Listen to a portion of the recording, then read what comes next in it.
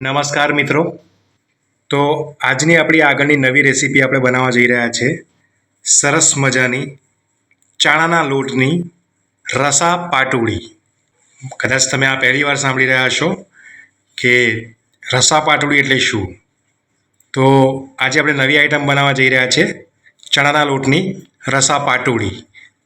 તો ચાલો રસા પાટુળી કેવી રીતે બને છે તે આપણે જોઈએ. સૌપ્રથમ આપણે જોઈએ કે રસા પાટુળી માટે આપણે શું શું વસ્તુઓની જરૂર પડે છે. તો આપણે સૌપ્રથમ આ એક વાડકી ચણાનો લોટ લીધો છે, ત્યારબાદ એક ડુંગળી સમારી છે, ત્યારબાદ એક ટામેટું સમાર્યું છે અને મરચાં અને લસણની પેસ્ટ તૈયાર કરી છે. ત્યારબાદ ગરમ મસાલામાં એક ચપટી આપણે લાલ મરચું પાવડર લીધો છે, એક ચપટી હળદર, એક ચપટી ધાણા જીરું, એક ચપટી મીઠું અને એક ચપટી અજમો. તો મિત્રો રસા પાટુળી કેવી રીતે બને છે ચાલો તમને બતાવું.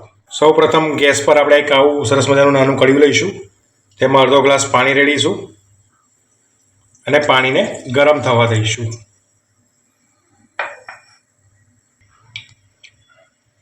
પાણી ગરમ થાય તેમાં આપણે એક ચમચી તેલ નાખીશું, ફક્ત એક ચમચી તેલ. હવે આપણે તેને ઉકળવા દઈશું. પાણી ઉકળી ગયા બાદ આપણે તેમાં આપણા બધા મસાલા નાખી દઈશું. મીઠું, મરચું, હળદર, ધાણા જીરું,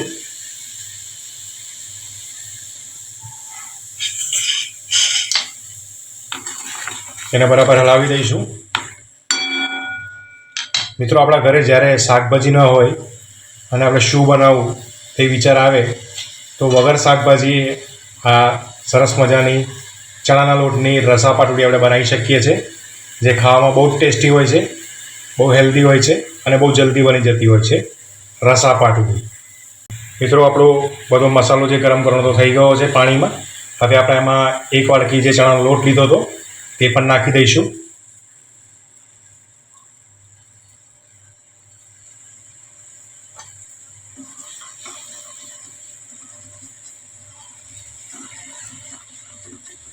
ચણાના લોટને રસાની અંદર આ રીતે મિક્સ કરવાનો, પાણીના અંદર આ રીતે મિક્સ કરવાનો હોય છે.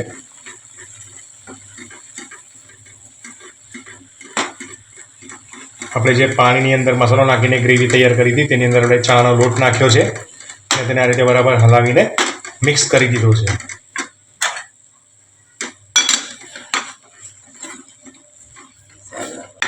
હવે આ લોટને થોડી વાર બફાવા દઈશું, એકદમ ધીરા તાપે.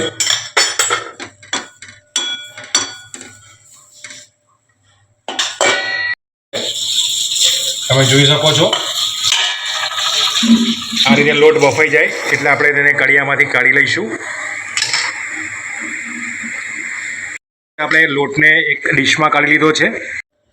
જે લોટને આપણે બાફ્યો હતો અને થોડો લોટ આપણે કડિયામાં રવા દીધો છે, જેમાં આપણે એક ગ્લાસ પાણી નાખીશું. અંદર લોટ રાખ્યો હતો કડિયામાં, તેને આ રીતે એક ગ્લાસ પાણીમાં બરાબર ભેળવી દઈશું. તમે જોઈ રહ્યા છો આ રીતે પાણીમાં તેને બરાબર ભેળવીને મિક્સ કરી દઈશું.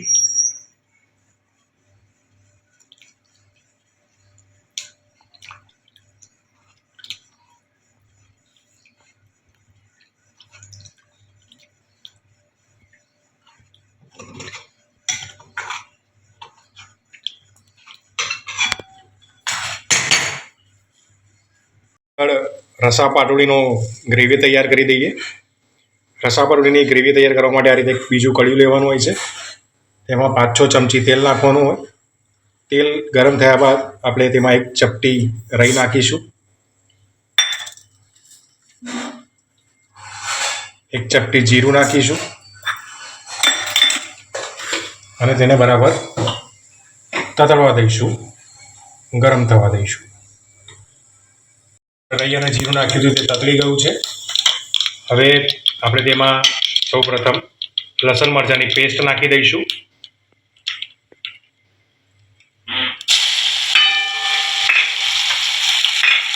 તેને થોડી હલાવીને મિક્સ કરી દઈશું.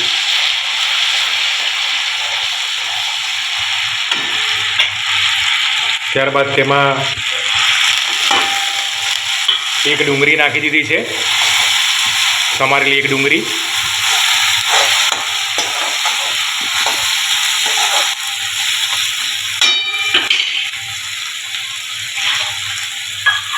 હવે ડુંગળી મરચાંની પેસ્ટ બરાબર શેકાવા દઈશું.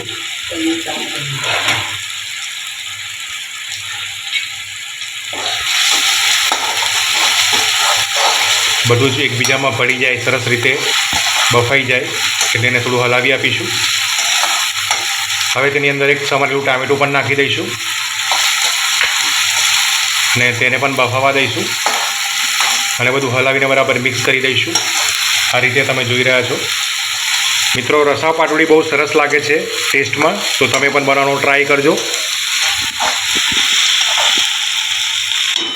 અને તમને અમારી બનાવેલી રેસીપી ગમતી હોય તો પ્લીઝ પ્લીઝ પ્લીઝ અમારી ચેનલને લાઇક કરજો, શેર કરજો અને સબસ્ક્રાઈબ કરજો.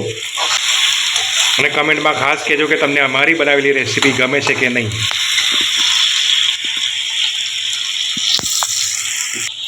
મિત્રો આપણું ડુંગળી ટામેટાં પણ હવે બરાબર શેકાઈ ગયા છે. તો હવે એની અંદર આપણે ફરીવાર 1 ચમચી મરચું, હળદર, મીઠું અને ધાણા જીરું નાખી દઈશું.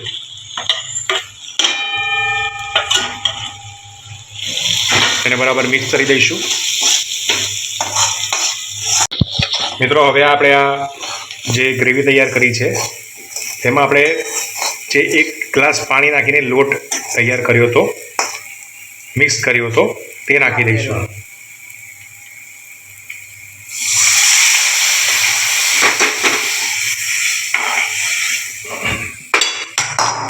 તો આપણી રસા પાટોડીની ગ્રેવી તૈયાર થઈ રહી છે.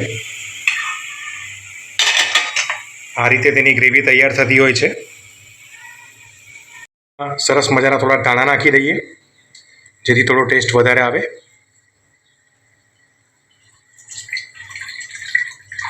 મિત્રો આપણી ગ્રેવી તૈયાર થઈ રહી છે. તો હવે આપણે એમાં પાટોડી નાખવાની છે, પાટોડી. તો પાટોડી કેવી રીતે બને છે ચાલો તમને એ પણ બતાવું. પાટોડી બનાવવા માટે આપણે જે લોટ રાખ્યો હતો પહેલાં, બાફેલો લોટ જે આપણે સાઈડમાં કાઢ્યો હતો તે લોટ, તેને આ રીતે રોટલી જેવો વણી નાખવાનો હોય છે. તમે જોઈ રહ્યા છો આ લોટને બરાબર મસળીને સરસ મજાનો એક ગુલ્લા ટાઈપ તૈયાર કરી દેવાનું હોય છે અને તેને રોટલીની જેમ વણી નાખવાનો હોય છે. એટલે ચપ્પા વડે તેને કાપી નાખીશું.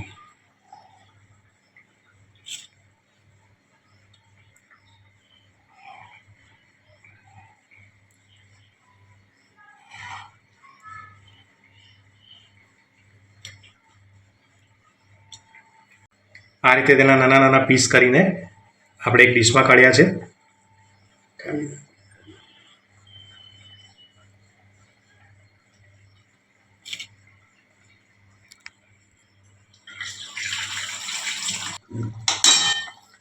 તો મિત્રો આપણા રસા પાટોડીનો રસો પણ તૈયાર થઈ ગયો છે. ગ્રેવી તમે જોઈ શકો છો તે આ રીતનો સરસ મજાનો રસો થાય છે. અને મિત્રો આ રસાની અંદર આપણે જે પેલી પાટોડી કાપી છે આ રીતની, તેને આ રસો ઠંડો થયા બાદ જ અંદર નાખવી, નહીં તો શું થશે કે અંદર બધી જ ઓગળી જશે. માટે આ રસો આપણો તૈયાર થઈ ગયો છે, પાટોડી પણ આપણી તૈયાર છે. તો જ્યારે રસો ઠંડો થશે ત્યારે આપણે તેમાં આપણી પાટોડી નાખી દઈશું.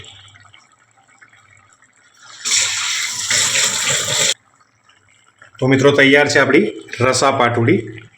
તો આપણે આ પાટોડીને જમતી વખતે આ રસો ઠંડો થઈ જશે ત્યારે અંદર નાખી દઈશું અને આ રસા પાટોડીની મજા માણીશું. તો મિત્રો તમે પણ આ રીતે બનાવવાનો ટ્રાય કરજો રસા પાટોડીનો અને મજા કરજો. તો તૈયાર છે આપણી રસા પાટોડી.